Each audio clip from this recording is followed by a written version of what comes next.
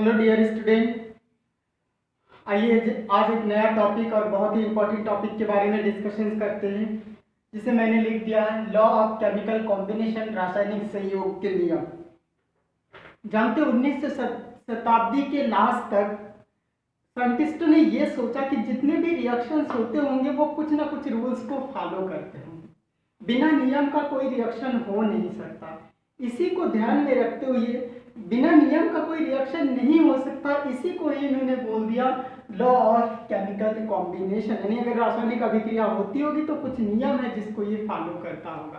कौन कौन से नियम है जिसके अकॉर्डिंग कोई भी रिएक्शन, जितने भी रिएक्शंस देखते हैं वो इसी पे डिपेंड होता है। मेनली हमारे पास 5 टाइप्स के आगे देख करते।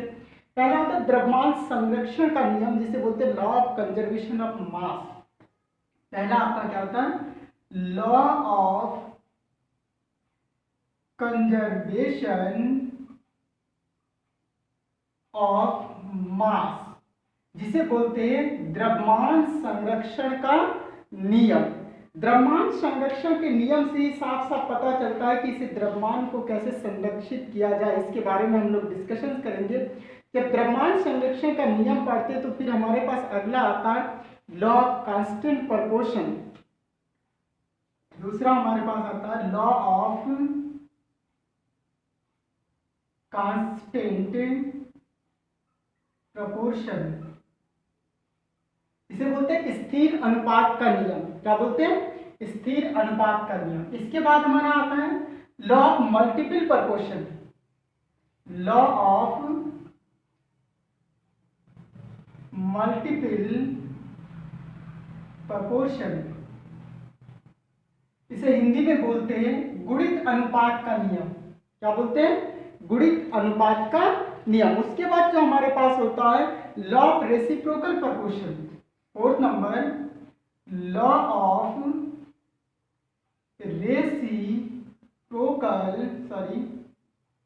प्रोकल प्रोपोर्शन, इसको बोलते हैं व्युत्क्रम अनुपात का नियम। क्या बोलते हैं? व्युत्क्रम अनुपात का नियम। और लास्ट हमारे पास गेलुसेक्स लॉ कंबाइनिंग वॉल्यूम होता है, या जिसे हम बोल सकते हैं गेलुसेक्स लॉ। या fifth number Gay Lussac's law, okay, of combining volume कहीं कहीं लिखा होता है। ये गेलुसेक लॉ ही आप बोल सकते गेलुसेक का नियम। इतने नियम है जिस पर हमारा कोई भी रासायनिक क्रियाएं संभव है। अब एक एक करके हम लोग पढ़ने की कोशिश करेंगे और जानने की कोशिश करेंगे कि हमारा पहला क्या होता है। जो आपने law of conservation of mass बोला, कंजर्वेशन से ही साफ साफ पता चलता है कि द्रव्यमान संरक्षण, द्रव्यमान की संरक्षा का इसमें एक नियम दिया। तो द्रव्यमान की संरक्षा क्या होती है इस बारे में हम जानने की कोशिश करेंगे। ठीक है, तो एक एक के बारे में डिस्कशन करेंगे, छोटे छोटे वीडियो बनाएंगे और समझने की कोशिश करेंगे। जब law of conservation of mass बोलते तो इस लॉ को सबसे पहले जो आपके साइंटिस्ट थे जिन्होंने दिया, जिसे फादर ऑफ केमिस्ट्री भी बोला जाता है, एंटोनियो लेवाइजियर जिनका नाम है, उन्होंने 1774 में दिया था। और ये फ्रांस के केमिस्ट थे। ये कहाँ के थे? फ्रांस के केमिस्ट थे। और इनका जो नाम था एंटोनियो लेवाइजियर। 1774 में इन्होंने ये ला दिया था। कब दिया था? 1774 में एंटोनियो लेवाइजियर ने ये ला दिया था, नियम दिया था।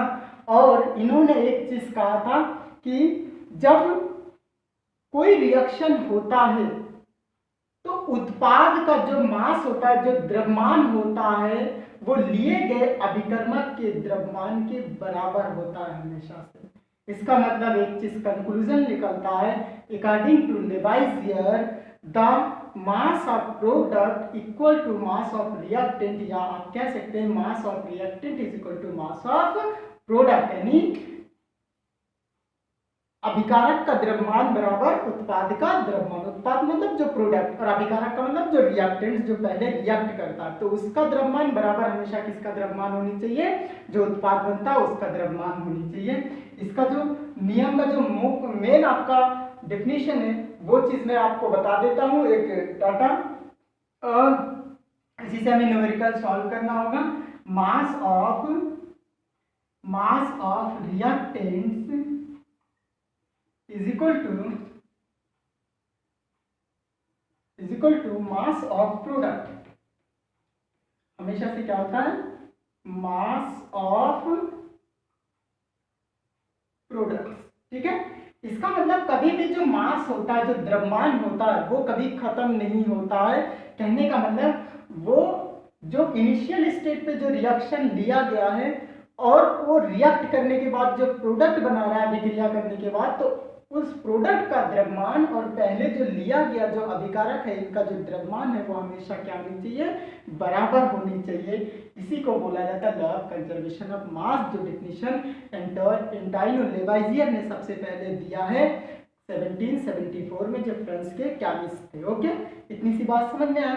इनके अकॉर्डिंग एक चीज पता चलता है। चलिए कुछ रिएक्शंस देख करके समझ लेते। जैसे हमने लिया कैल्शियम कार्बोनेट, ध्यान से देखिएगा, और कैल्शियम कार्बोनेट को जब हम हीट देते हैं तो दो चीज बनता है, calcium oxide plus carbon dioxide. ध्यान से देखिएगा यहाँ पे कैल्शियम कार्बोनेट, इसका मास कितना होगा? अगर हम मास इसका निकाल के देखें तो आइए निकाल के जानने की कोशिश करते हैं। कैल्शियम का होता है 40, ओके, और प्लस कार्बन का होता है 12 और प्लस 48, 16 4 48। क्यों?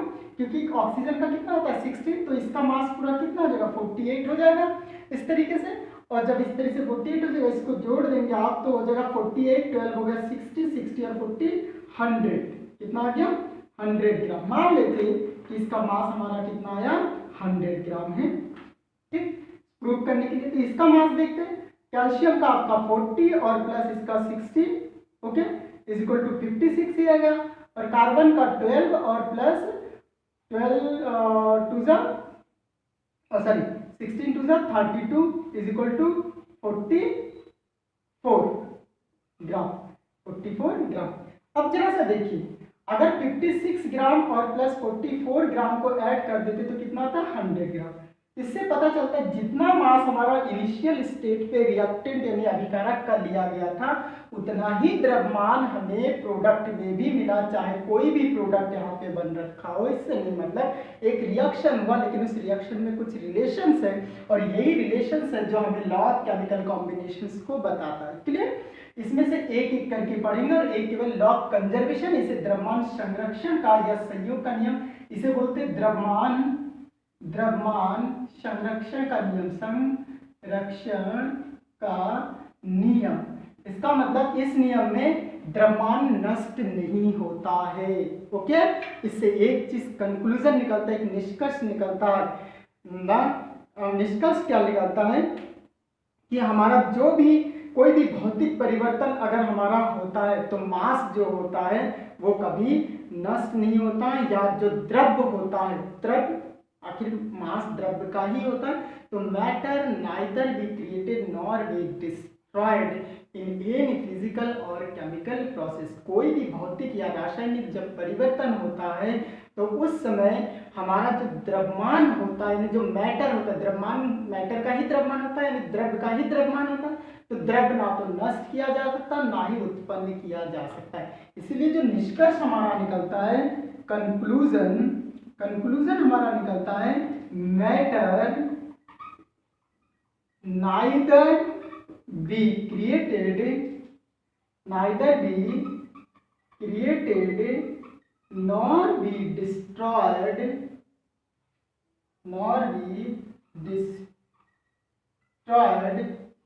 in any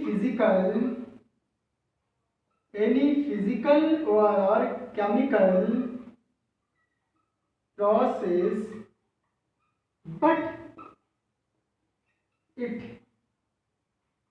can be transferred from one form to another। Okay, कहने का मतलब किसी भी भौतिक तथा रासायनिक परिवर्तन में द्रव्य को ना ही नष्ट किया जा सकता ना उत्पन्न किया जा सकता है, बल्कि इसको एक रूप से दूसरे रूप में परिवर्तित किया जा सकता है। ठीक है, इसका यही हमारा क्या निकलता है, निष्कर्ष निकलता है कि द्रव्य को हम नष्ट नहीं कर सकते। बहुत इंपॉर्टेंट लॉ है। और जो लेवाइजियर हमने लिखा था इसीलिए ही उसको मान लीजिए ऐसे कि फादर ऑफ केमिस्ट्री बोला। Modern who is the father of chemistry in modern, तो आप सीधे बोलेंगे मॉडर्न में जो फादर ऑफ केमिस्ट्री है वो हमारा क्या है, कौन है, लेवाइजियर है। क्लियर? तो इतनी सी बात समझ में आ गया। पहले द्रव्यमान संरक्षण का नियम, ये संरक्षण हमें ये कहता है कि जब कोई रिएक्शन होता है तो रिएक्शन होने के बाद जो प्रोडक्ट उत्पाद बनता है उसका द्रव्यमान लिए गए अभिकारक के द्रव्यमान के हमेशा बराबर पाया जाता है। उसी को निष्कर्ष निकाल करके हमने लिखा mass of reactant is equal to mass of product, यानी अभिकारक का द्रव्यमान बराबर हमेशा किसका होगा, उत्पाद का द्रव्यमान होगा। एक हमने रिएक्शन लिया जिसको हमने प्रूव करके भी यहाँ पे दिखाया। अब एक कंक्लूजन इससे निकलता है कि जो इससे पता चलता है मैटर कभी नष्ट नहीं होता है और ना उसको बनाए जा सकते, बल्कि उसे एक फॉर्म से दूसरे फॉर्म में ट्रांसफर किया जा सकता है। ओके, बहुत इंपॉर्टेंट है। इसको सबसे पहले किसने प्रूव किया था, लैंडोल्ट ने प्रूव किया था। लैंडोल्ट ने कैसे प्रूव किया था इस बारे में आपको बताते, एक छोटा सा डायग्राम दे करके, ठीक है। आइए, लैंडोल्ट के द्वारा इसको प्रूव किया गया था। लैंडोल्ट हमारे पास क्या होता है, एक एच टाइप का, लैंडोल्ट ने एक एच टाइप का ट्यूब लिया इस तरीके से, ध्यान दीजिएगा यहाँ पे हम ले रहे हैं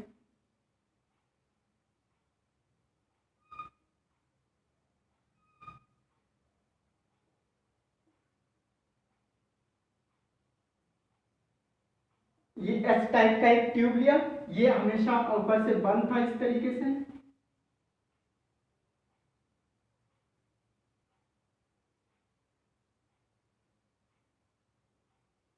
इसे बोलते हैं लैंडोल्ट ट्यूब। लैंडोल्ट ट्यूब जो ग्लास का बना होता है। इन्होंने एक में लिया Ag सिल्वर नाइट्रेट लिया, क्या लिया, एक में सिल्वर नाइट्रेट लिया और एक में सोडियम क्लोराइड, सिल्वर नाइट्रेट लिया इसमें, और इसमें इन्होंने लिया सोडियम क्लोराइड, क्या लिया, NaCl लिया। अब इन्होंने जब इस तरीके से लिया, इसे लैंडोल्ट ट्यूब बोलते हैं, एक प्रैक्टिकल करके देखा कि ये चीज़ से सबसे पहले इसका मेजर ले लिया, भार नापा कि कितना है, जब नापने के बाद पाया जो भी हो उस चीज़ के बारे में। फिर इन्होंने एक जो लिम्ब है इसके, एक जो टांग है उसमें इन्होंने सिल्वर नाइट्रेट सोल्यूशन लिया जो इजीली वे में लेबोरेटरी में मिल जाता है। सोडियम क्लोराइड का दूसरे लिम्ब में सोल्यूशन लिया और लेने के बाद इनको क्या किया, उठा करके इधर उधर से इनको क्या कर दिया, बिल्कुल मिक्स कर दिया। जब मिक्स किया तो मिक्स करने के बाद जो रिएक्शन आपका आया वो रिएक्शन कुछ इस तरीके से, यहाँ मैं लिखता हूँ AgNO3 और प्लस NaCl। जब इसका रिएक्शन किया तो यहाँ पे सोडियम नाइट्रेट सोल्यूशन बना और दूसरा Ag क्लोराइड का वाइट प्रेसिपिटेट बना। सोडियम नाइट्रेट एक सोल्यूशन बना और सिल्वर क्लोराइड का वाइट प्रेसिपिटेट मिला। तो फिर जब इन्होंने नापा तो पाया कि जो चीज़ हमने पहले लिया था जितना मास, उतना ही मास इनको बाद में मिला। तो इस तरीके से बहुत सारे प्रयोग किए, लेकिन इस प्रयोग को इसलिए दिखाया, इस प्रयोग इजी है, हम लैब में भी इसको कर सकते हैं और लैब में ये चीज़ करके दिखाया, ठीक है। तो इसे बोलते हैं लैंडोल्ट एक्सपेरिमेंट। और लैंडोल्ट एक्सपेरिमेंट एक एच लाइक का एक ट्यूब लिया जिसे लैंडोल्ट ट्यूब बोलते हैं। एक में इन्होंने NaCl लिया, दूसरे में सिल्वर नाइट्रेट लिया, इसको मिक्स किया। मिक्स करने के बाद रिएक्शन में ये चीज़ बना। जब इसके द्रव्यमान को मेजर किया गया तो पाया गया कि जो ये द्रव्यमान लिए थे इसके इक्विवेलेंट है। इस तरीके से इस लॉ को फिर से एक बार ये प्रूव कर देता है। बात समझ में आ रहा है, बहुत इंपॉर्टेंट है, बहुत, ठीक है। Okay, thank you, all the best.